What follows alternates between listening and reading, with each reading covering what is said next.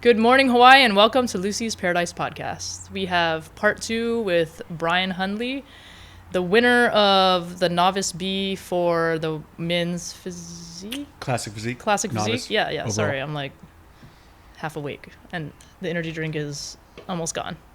We're going to continue. We're talking about a lot of fitness stuff. We're talking about the show, prepping for a competition, what that experience is like, how difficult it is on you mentally, how every person should do it, especially if they're in the fitness industry or a fitness trainer, and talked about a lot of various things on the first part 1. The first thing I kind of wanted to discuss, only because I kind of showed you the article earlier, and you kind of heard about it. You heard about the Colorado experiment, and you said that you were like not sure about Skeptical. it and skeptical, and that makes sense. And for those of you who don't know what it is, please look it up. It's really interesting. If you've tried many different workouts, and I've tried many different workouts and many different diets. One of the things that I've tried that I was also skeptical about was something called the Colorado experiment. My business partner and I ended up trying it. I didn't do it for the full 28 days. I think it was close to the 28 days, though. It was at least, I want to say it was like 3 weeks. So it was like 21 days maybe that we did. But I was extremely strong. Like, the videos I have, like, that I used to post or whatever about it when we were doing it, and we didn't really track it as well as we should have. So we plan on doing it again, but he's injured, so he can't help me with it. And in order to successfully do the Colorado experiment, you need somebody that is stronger than you. So, like, for me, I was training with a 6-foot man, you know what I mean? Like, that's the help that I need to be able to do it. Somebody my size and my weight would not be able to do what I need to do to be able to do the Colorado experiment. Because when you're doing the Colorado experiment, and if you look it up, it emphasizes a lot of negative movements. So basically what that is, when you do a bicep curl and you bring, and you're curling up, the negative is when you're actually putting it back down. So a lot of the movements, you need somebody stronger than you that can hold heavier weight, that can help you push it up so that you can focus on doing the down movement yourself. I don't know if you've done negatives before and how you like those. So the science behind which you're talking about the negative, if you guys want to talk about concentric versus eccentric. So yeah. Every muscle group has a lengthening and shortening capability, right? It's all of our skeletal muscles specifically. And so what she's talking about the negative, she's talking about the eccentric. And there's a lot of science that shows that the eccentric movement itself actually has better benefits for hypertrophic gains than like a powerlifting type movement. And there's some strength, obviously, when you build, hypertrophy size, you're going to build strength as well. Just which one comes up more quicker. And so what she's talking about the negatives, there's a lot of science that shows. So if you think about any movement you do, say it's a bench press, the eccentric is the down, and then controlling the down. I think what the science actually shows right now is the tempo right now is like a 4 second eccentric. And then the concentric needs to be like slow and controlled, but it doesn't need to be like a 4-second count up. And if you're going for power and explosiveness, you can do kind of like a powerful movement upwards, or you can do like a 2-second count up or a 1-second count, but it has to be controlled, not just like a bounce off your chest and come back up. And that's how it is for everything. So when she's talking about the negative aspect does put most of the tension on the muscle itself, and it's that time under tension that's the most important part for hypertrophy. Yep, that's it. Yep, that's exactly what it is. And pretty much every single movement in the Colorado experiment that we did, and if you look it up, it has exactly what diet you can follow. Obviously, you can adjust that to yourself. And then, but it talks about, so Casey Viator was the one who did it. He ended up, they took place in 1973 at Colorado State University. You can read the whole article. It's insane. The bodybuilder who did it, a lot of people are skeptical because he was really like huge guy and he was already like pretty talented, but he did see like a crazy amount of muscle gain from it. And other people have done the same experiment that are like not professional bodybuilders.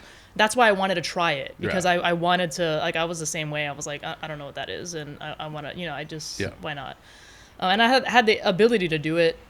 My business partner is a retired Navy SEAL, so like, it's like the perfect person to like have me go through that kind of stuff, If you do something like this, you need to go into it with, temper your expectations. If you do it to a T, whatever the workout specifically is, you will see benefits from it. But I think what the article states is he was gaining somewhere like 3.8 muscles a day, 3.8 pounds of muscle a day, which is not something that, one, I believe is physiologically possible, and two, most likely we won't see. But he was already a lifter itself. Does it not say that towards the bottom? See, it says, I think it was up towards the top. It says he gained 27.25 pounds of solid muscle. That's 27.25 pounds of muscle in 7 days, or on average 3.9 pounds of muscle per day. Yeah. There's a couple things with that. Number one, I believe there are people in the world that have superhuman genetics. I believe Ronnie Coleman is one of those people. Yeah, buddy. Yeah, I believe that there are certain people that have that. So taking that into consideration, that's also why I wanted to try the Colorado experiment. Now, I don't believe that I have any type of superhuman genetics.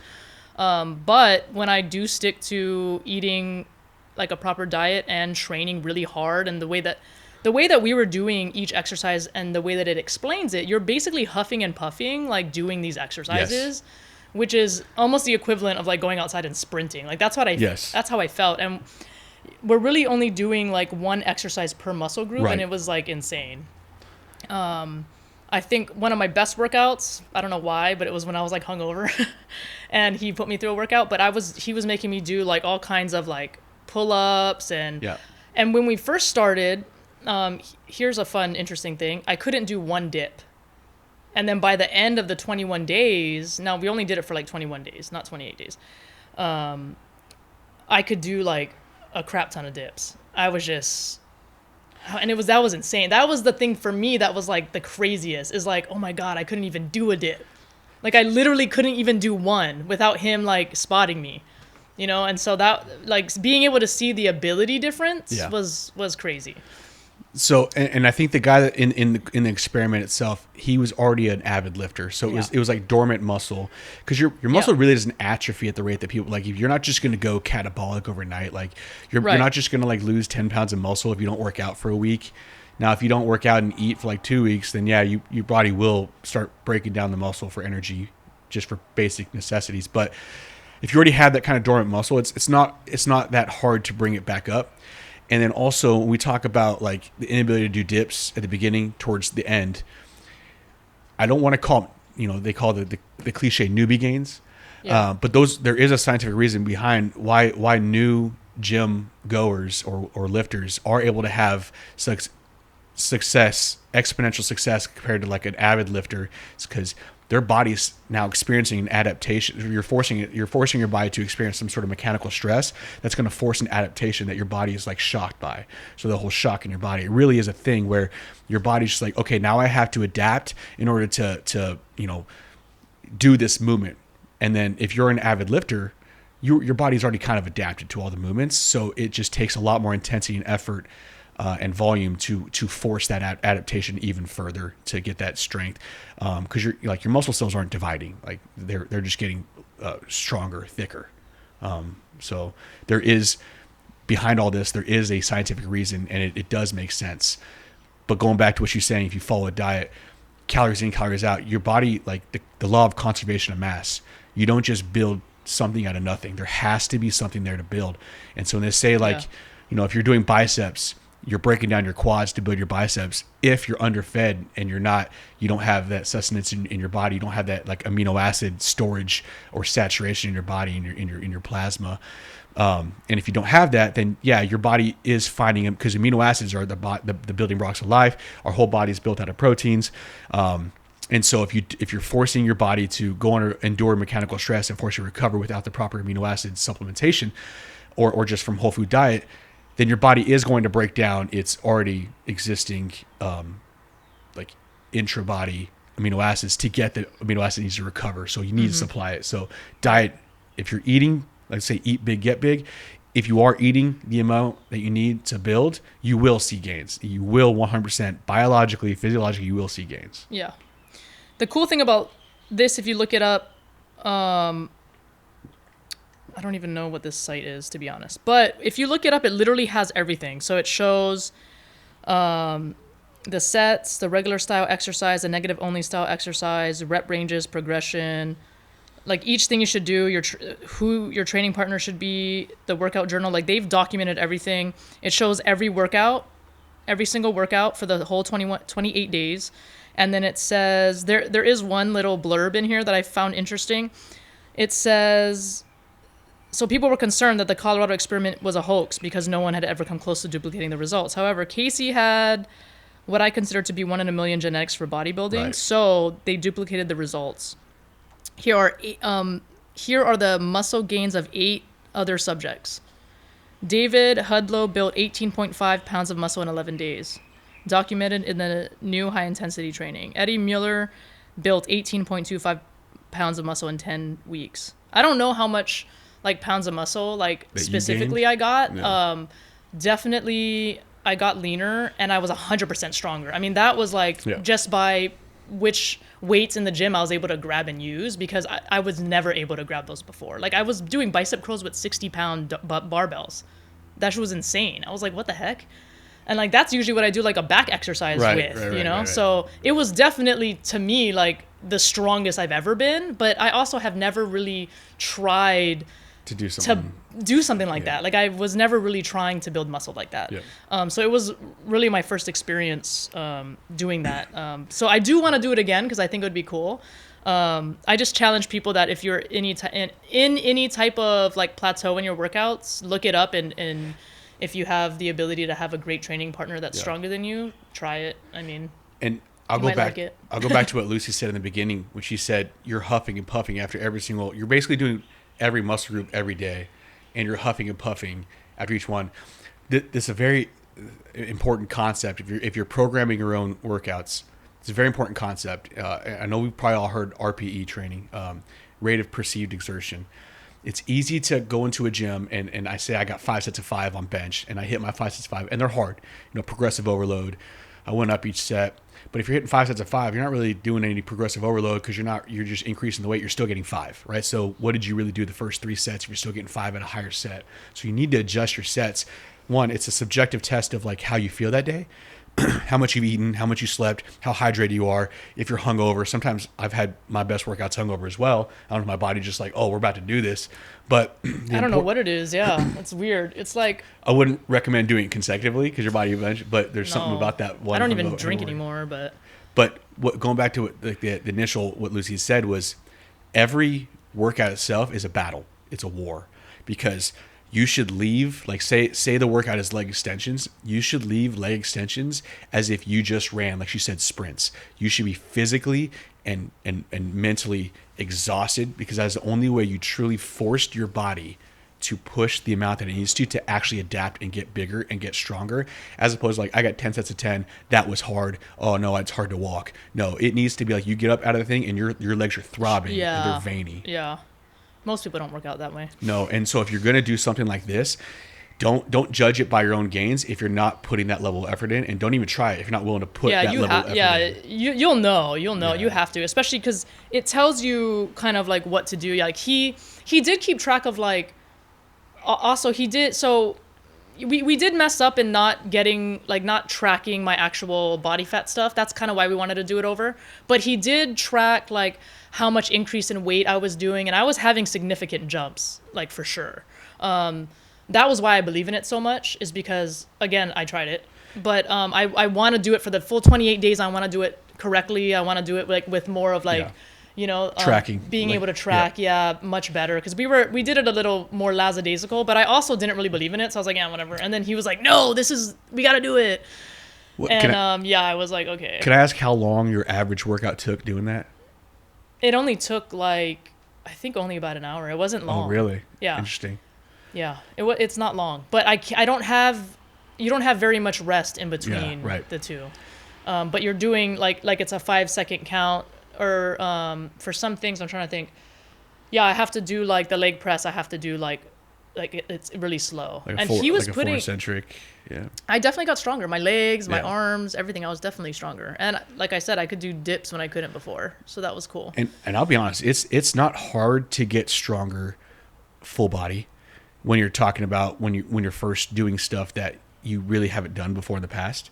So if you're normally just bench, deadlift, squat, bench, deadlift, squat, yeah, you're getting to a point where it's hard to get stronger. But if you're doing like curls for the first time and after 28 days and you're doing it the way she's explaining it, the effort, it's really not that hard to get stronger, and it will be significant because your body you force your body to adapt. Well, so I just want to say, like, even though most of the stuff that we've talked about, especially in part 1, you know, we're kind of talking about more advanced level training stuff. Yeah. Like and I do kind of want to bring this up, like if you are someone who is completely new to the gym or the whole fitness industry, anything like that, you should most likely get a trainer. I highly believe that every trainer should have a trainer because you don't ever know everything. And I feel like if you are completely new to the world, yes, there's a lot of information out there, but there's also a lot of misinformation. Yeah. And the best thing to do is to just Find somebody that's been there, done it. Yep. Yeah. Connect. And not just that, but working with a trainer is, you know, you have the ability to have somebody personalize things to you, track things for you. And then that's where you're really going to learn, you know, Yep. Especially if you're new to the world, you're going to learn about that. When I first got into fitness, I moved to Los Angeles. I lived in my trainer's house. I ate everything he ate. I sat there at the dinner table eating our lame meals, and he just talked and talked and talked about nutrition. And that's how I learned about everything I knew, was just learning from other people. And then we worked out at Gold's Gym in Venice, and we'd see all those dudes, you know, Mike O'Hearn, Collete Guimond. I got to train with her. She's one of the top 15 female bodybuilders in the world. Crazy people. I've seen her bench 515 pounds in front of my face. She asked me to spot her on a leg machine. What am I going to do? I was like, okay. How? Like, if anything, I'm just going to like call the police if something happens. Like, I am useless, bro. Like, are you kidding? And I was not as in shape then as I am now. You know what I'm saying? So for her to ask me to do that, dude, she's hilarious. She rolls up in her BMW with her little chihuahua, and then she like puts her chihuahua on the leg press, and then she gets to the machine next to it, and I'm like, oh my god, dude, this is like hilarious. And she's just like jacked, you know, it's crazy. You know, a lot of times when someone asks you for a spot in the gym, like they're smaller than you, right? But like, I would never ask somebody who's smaller than me to spot me who like I couldn't get the weight, right? I'm pretty confident I'm going to get the weight. And it was her doing a calf machine. So, yeah, so what I mean is like, so if I'm benching like what 350, and I ask somebody who's smaller, like, hey man, or you know, girl, I don't know. Excuse me, ma'am. Could you spot me? And they're always giving those eyes like, I can't spot you. Look, I'm not asking you to pull 350 pounds off my chest. I can probably get it. If I can't, it's that last little bit that I just need a little bit of like a touch, you know? Yeah. So if someone does ask you, don't be like, yeah, it's kind of a mental security. Yeah, exactly. Yeah, to me, having a spotter to me is more mental. But yeah, obviously. But also, obviously spotting on a leg press is wild. Like there's like. No, it was a calf machine. I'm sorry, but weird. She put her dog on the leg press machine and then got to on the calf machine next to it. And how do you spot calves? I don't know. That's what I was saying. From First of all, how the hell do I spot you on a calf machine? Second of all, ankles? I'm completely useless. So, and then in my head, I was like, is she just kidding? You like, got it. Like, fucking with me? Like, what's going on? Yeah. No, there was nothing I could do. But anyway, being able to do that, you know, I was fully immersed into that world. And then being able to go with him to Gold's Gym Venice and run into the people that I run to, like, what's that one guy? Charles, I forget his name, Charles something. You see his Instagram stuff all the time. The black dude on Instagram that's in Gold's Gym Venice training everybody. Like, he's been doing it for like 20 something years. I forget his name, Charles something. But like Mike O'Hearn, I'd see him there like every morning at 6 o'clock in the morning. Like, he's there every single day, you know? And it's just like crazy being in that environment and then just like hearing people, and then all they do is talk fitness, like constantly. So like you're learning all this stuff, you know, and the conversations I had with Jay, like just listening to him, and it's just crazy, you know, like they understand these such people a deeper did it level. for like years, you know, and they're like so deep in that world. And so it was good for me. when I had a conversation with Collete, and she was like, hey, like if you get to these higher levels, especially if you do it in California, she's like, you're going to have to take steroids at some point. And that's something I'm not ever willing to do. Yep. So for me, I knew that doing shows like that, there probably was going to be a small and short shelf life of that for me. And if I did do it, maybe I would possibly do another show, maybe here in Hawaii, you know, because that's a little like different. But doing another show in California when every single girl has fake boobs and I got to go up against, they're not going to think I'm proportionate already. You know what I mean? So it's already like kind of, you know? So, but it was an experience, you know, and I definitely enjoyed the experience, you know, and I'll always have that. But, and will I do another show? Maybe one day. I am hitting 35, so I'm going to be in like a different category now. Me as well. I'll be 35 as well. Yeah, you're 34.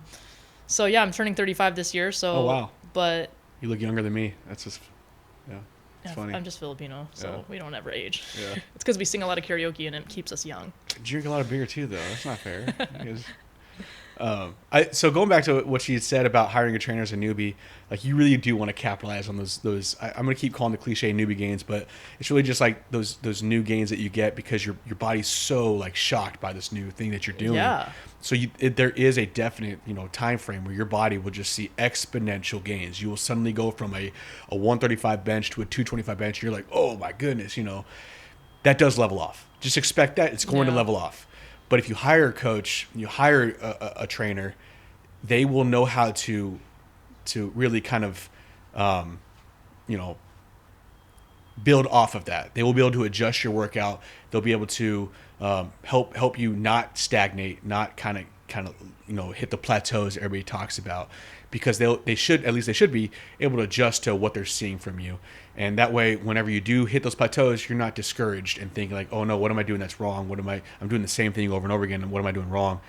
It's not you doing something wrong. It could just be your body has adapted to what you're forcing it to do, and so now you need to change what you're doing and how you're doing it. Yeah. And your coach and your trainer will, if they're good, worth their salt, they'll be able to adjust that for you. Yeah. Well, what I like, you know, before we started the podcast, you asked me what my goal was for the podcast because I've covered a lot of different things. One of my ultimate goals is to inspire people to bring fitness into their life, no matter how they do it. Even if maybe you're not a gym goer and maybe hiking is your thing. I don't care.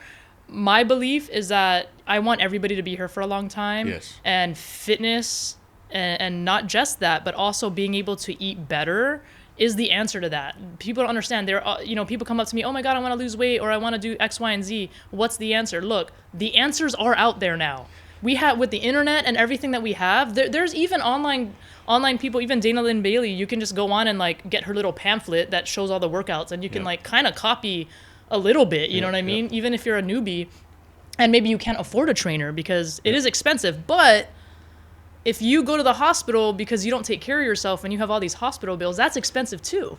So I don't know about you, but I feel like it's worth it to pay the money for a trainer to learn how to do things, to be able to remain healthy, you know, and when you get confident on your own, you can go off on your own, but just keep building that initial confidence is so important that we don't get discouraged your initial time in the gym, like because you will see other people somehow just getting stronger or they just look better than you.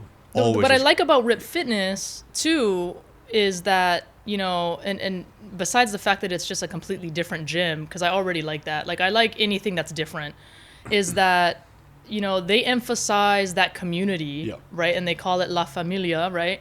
Which is their like basically essentially that's what it is. Like that's what people that aren't into the gym, they don't understand it. But once you start getting into the gym, you understand it. It's really the community of people. People that do like the spin classes or the dance fusion classes at my gym, they are like homies. They're all homies. They all do the class together, you know? And me, like I have my buddies that we do Brazilian Jiu-Jitsu with. We're all like, you know, under the same roof, you know, and then everyone, all these little groups, but like we're all building that community. And that's what's neat, is being able to see, like I have members that like lost hundreds of pounds that show me their big photos, you know, and I was that person too.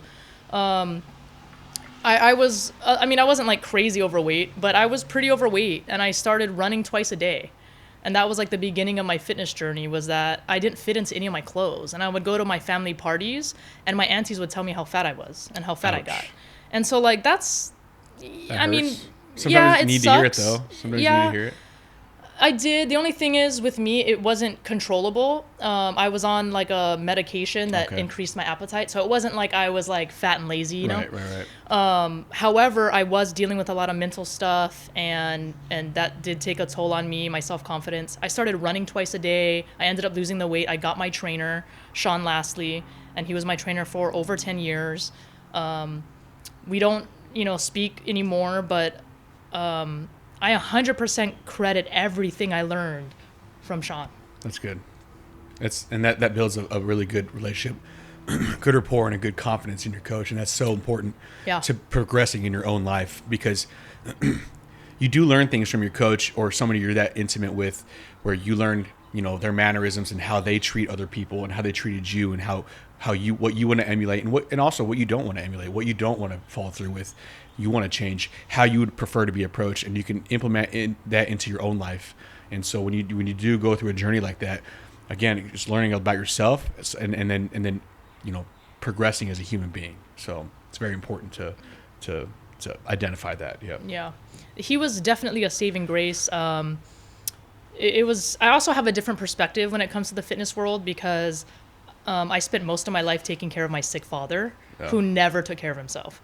So you have to understand that like the way that my family dynamic was, me and my brother are now completely obsessed with fitness because we've basically have watched our father, not take care of himself. And then the decline of, when a doctor tells you like, hey, you got to change your diet, or you got to change this. And then my dad just not caring and not giving a shit sucks, because what ends up happening is now, your family is left with what? Basically, I'm just obsessed with living forever. Because I don't want people I care about to go through that. And it's actually it's a pretty big thing out here in Hawaii specifically, where diabetes is so rampant out here. This is the fittest and fattest state, or it was somehow, a few years ago. And I think California's the fittest now or something like that. I don't know. But it's no new fact that obesity, coronary heart disease are some of the leading causes of death, and they're also the most preventable causes of death. Yeah. And I think the cliche they say now is like medicine through fitness. Like don't wait till you have to go to the doctor for medical issues that are related to being overweight, overeating, or something like that. Hypertension that is obviously some of that isn't controllable. I have pre-hypertension just genetically, but there's things that I can do to control that, like maybe drink less caffeine. But and not today. But not today.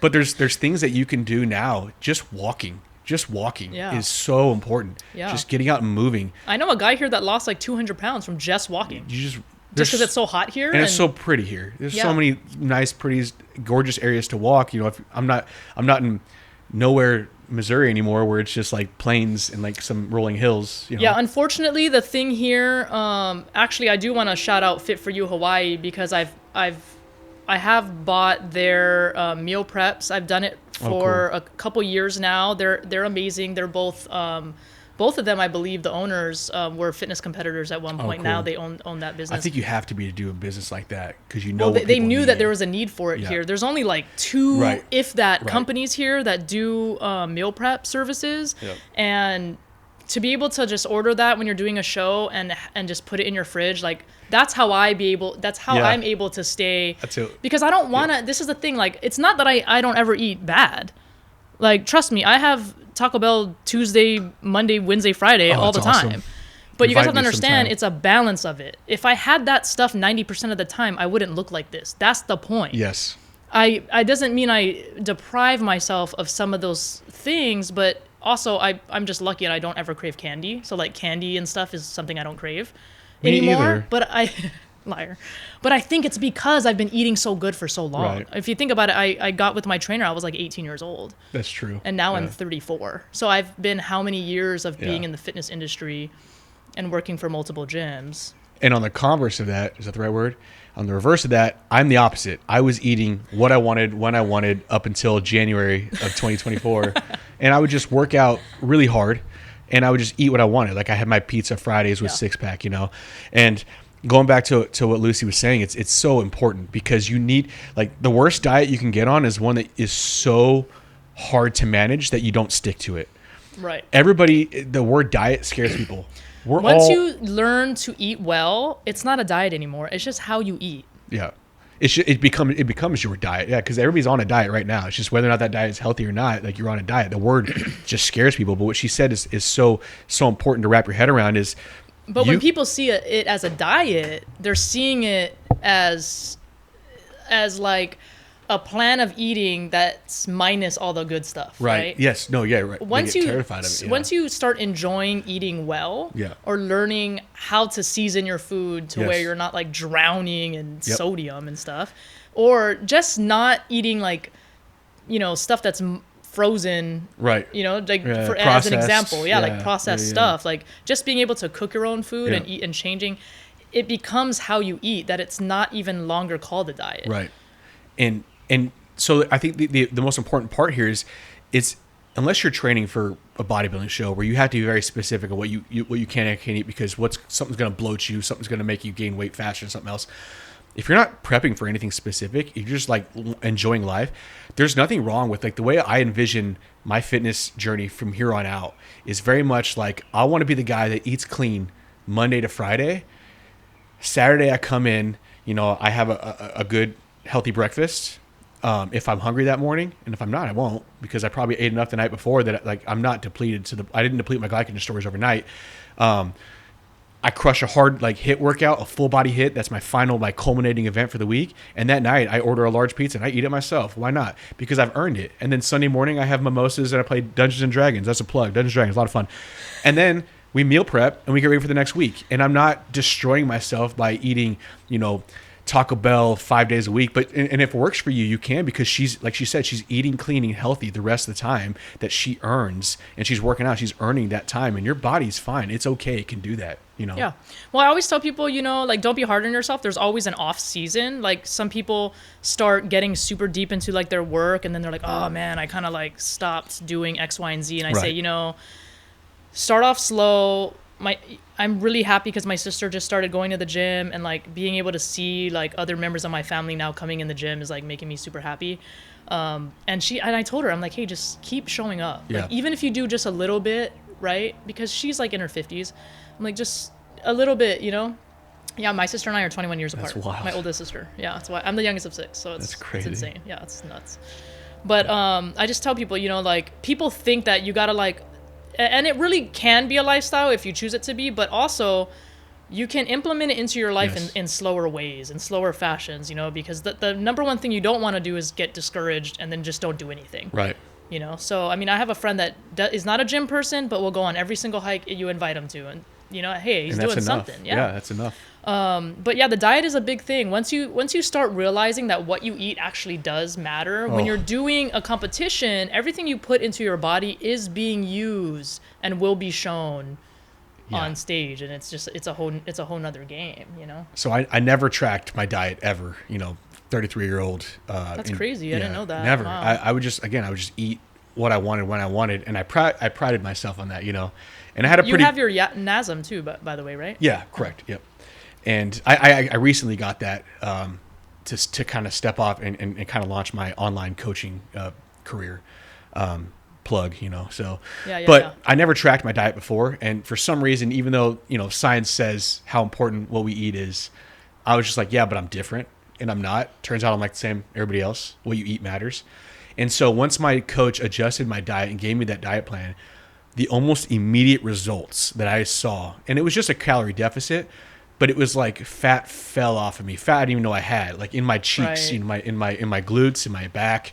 Well, I knew I had fat in my back, but it was just all of a sudden I saw ab veins in 3 weeks, and it really is that fast, because once you start like putting yourself at a calorie deficit, your body has to utilize what it has in its, and you're still expending the amount of energy that you've already been, your body has to find that energy somewhere. So it's going to start burning whatever's most readily available. Most of the time, that's the glycogen stores. Then it'll start burning the fats, and that's why there's... Men are lucky because they have testosterone. It's true. And with women, it's harder because we have an extra layer of fat because we give birth. Yep. And getting a six-pack for a woman is like incredibly difficult. Yep. There's people that are going to be like, no, it's not. Yeah, it is. If you have it, it's because you eat well and you work out well. And usually like, those people like it is. It's not easy. Too. Yeah, if you're just yeah. And I always make the joke that abs are cool, but have you ever tried stuffed crust pizza? And don't get it twisted. Like, abs are 100% made in the kitchen. I know that we've all heard it.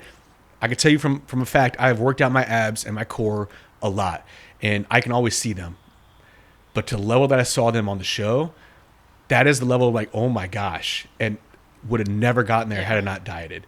Abs are 100% made in the kitchen. And what that means is you're essentially just bringing down all the tissue that surrounds it. You're getting rid of that tissue, so all you see is the abs. We all have them. As much as like people look at themselves like, I don't have abs. You do. They're just hidden, and that's true. Yeah. We all have, physiologically, we all have the same abs. This is the thing. If you look at serving sizes in America, our serving sizes compared to Europe are astronomical. They're amazing, yeah. They're amazing. They're amazing. America rules. We're free, guys. USA. However, we are free to be fat because it's too much. The biggest problem in America, besides the addiction to sugar and other addictions, is that we overeat. We do. And it's very easy. And that's easy. the biggest thing. And actually, Sonia was calling me out for it the other day because we were eating. And she goes, you didn't even eat that much. And I was like, I don't like to eat. I literally said this. I was like, I don't like to eat past, like, I like to eat right before I feel full or whatever. I said something like that.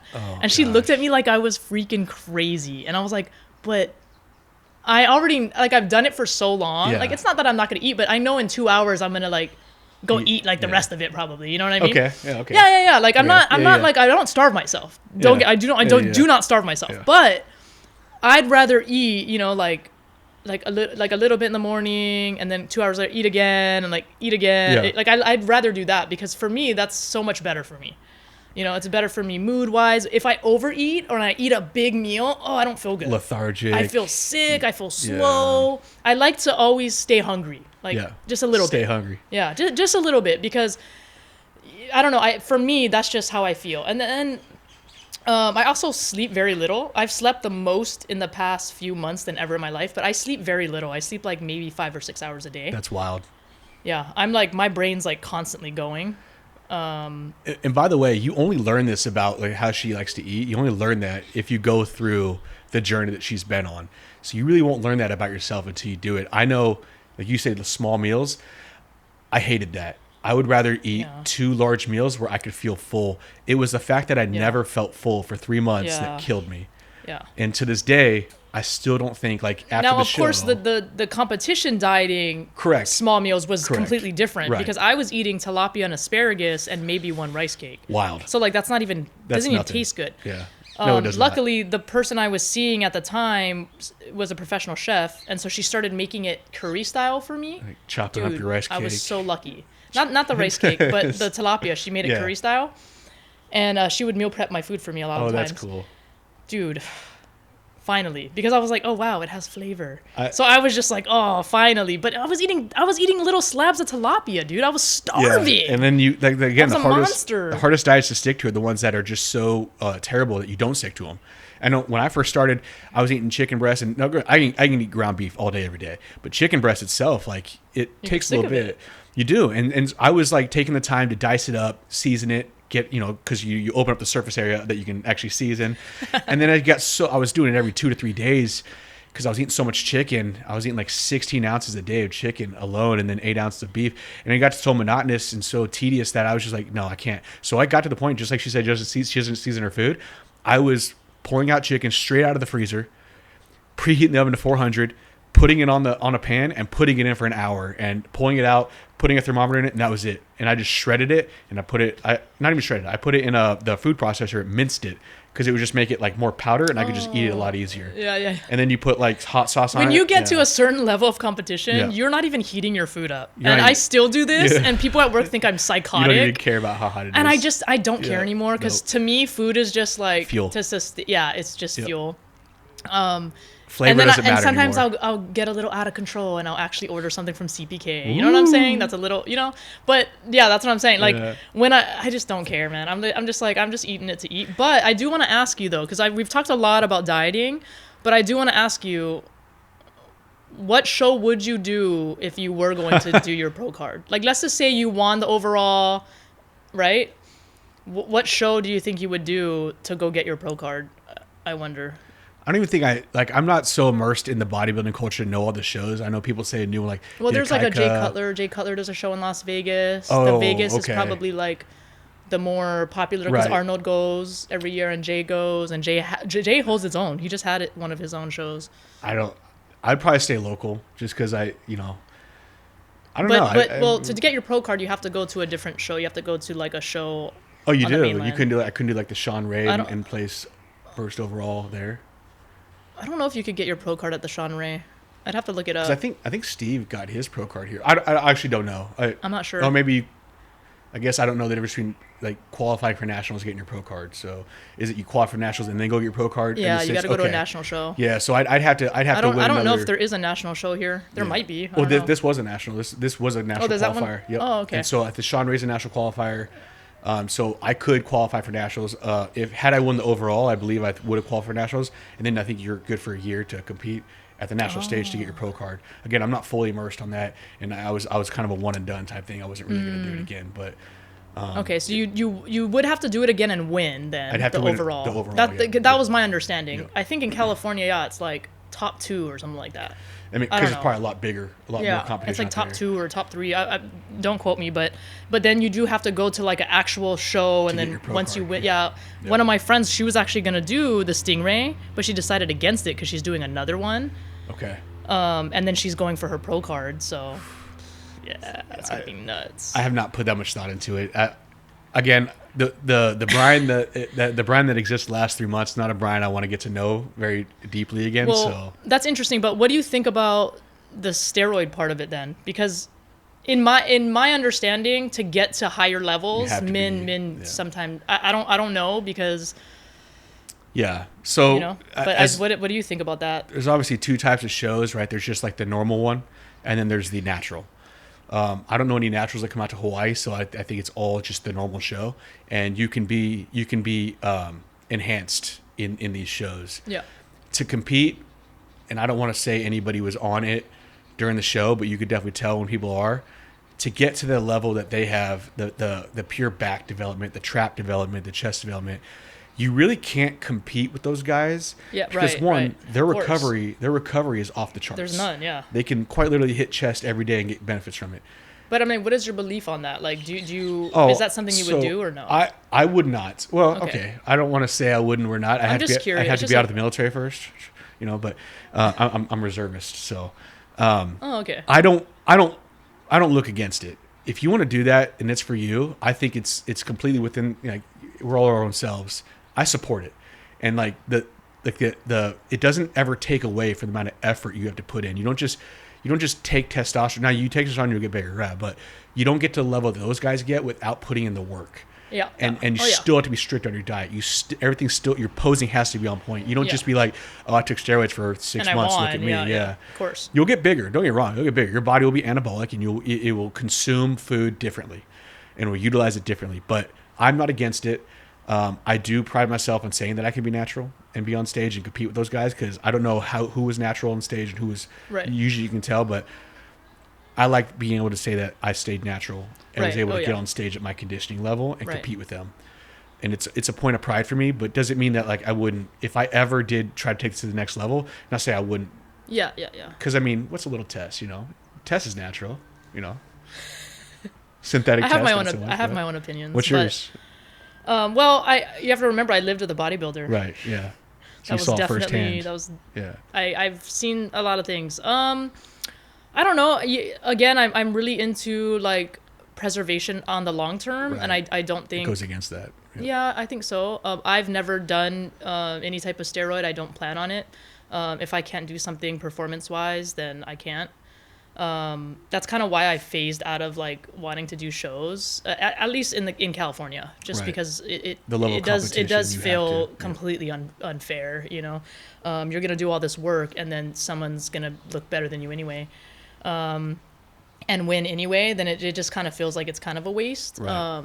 I wouldn't be opposed to doing a show here. I definitely wouldn't be putting stuff like that into my body. But again, and the people that are in that sport, obviously, I idolize Jay Cutler and a lot of other people. Right. I don't even know, Ronnie Coleman. I can only assume that if you won Mr. Olympia that you were on something like that. Most likely. Because I don't know, you don't insult my intelligence and say you weren't. But they're like, I know Jay personally on a personal level, and he's a really amazing dude, and I've always like idolized him just because of like knowing him in person, and his comeback story is really cool to me. Like the fact that he lost and then he like came back and won. Yeah, you posted that on my Instagram. I didn't know that about him. It was really cool. That story is really interesting to me. I would say the biggest thing when it comes to like performance enhancers like PEDs, be honest. That is the only thing that I have against it. So if you want to use it, use it. If you don't want to use it, don't use it. But be honest, because people see you and they want to emulate you. They want that body type. And if you're lying about being on PEDs, people will judge themselves for not being able to achieve what you're able to achieve. Right. And they will kill themselves, and they'll look at themselves worse. And you are doing something that benefits you to a level that they could never attain naturally. Yeah. So just be honest. Totally. And don't insult our intelligence. We know. But don't, like, we're not going to ask you, bro, are you on steroids? We know, like, we could see your gut sticking out. We read the comments. We on your post. We know what the truth is. We could see your gut sticking out backstage. Like, we know. No, I like that, and that's the best policy, man. Is to just be honest about it, and that's kind of like essentially the whole point of my podcast is to like come on here and talk about. Love that. Yeah. Stuff and be as honest as possible, and with fitness, the thing is everybody can do it. Yeah. Right, and not everybody has the same obviously abilities, but. Isn't the goal like to live longer? Is that not the goal? I don't know. If there was a serum right now to make you live forever, I would drink it. I don't know about y'all. And there is. It's called protein. Yeah. It's called diet and exercise. And she's totally correct. Is like, again, going back to like the whole obesity and coronary heart disease, it's so preventable. Everybody can prevent it by just getting out and walking, and then changing your diet just a little bit, and then having that window. Like, don't take a diet where you're just like, you don't see the light at the end of the tunnel because it's just like chicken. Have that like I'm gonna have my Taco Bell Tuesdays, and that's fine. And but be clean the rest of the week. Be clean, and then that you will see changes so fast by just walking. And then having that little cheat meal every once a week or every other week or something like that's what I tell people. I say, if you're really struggling, I say just try to get in the gym, whatever you're comfortable with. Like, I don't even give them like a number. I'm like, whatever you're comfortable with. Right. Some people, one is too much, right? But like getting those habits, getting used to the habits of going, because some people are just not gym people. But getting or some sort of exercise, do that, get used to the habit. And with the eating, I tell people start off with one cheat meal, or even one. I don't believe in cheat days, but apparently that's a thing. Yeah. Okay, I didn't know that was a thing. People are like, oh yeah, my cheat day. I'm like, girl, it's a cheat day. meal, not You're a like cheat day. The meals, you know how many meals are in a day? That's too much.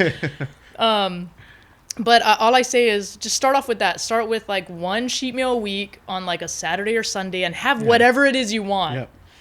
And start off slow. Yep. And a lot of the times it becomes, and you just start.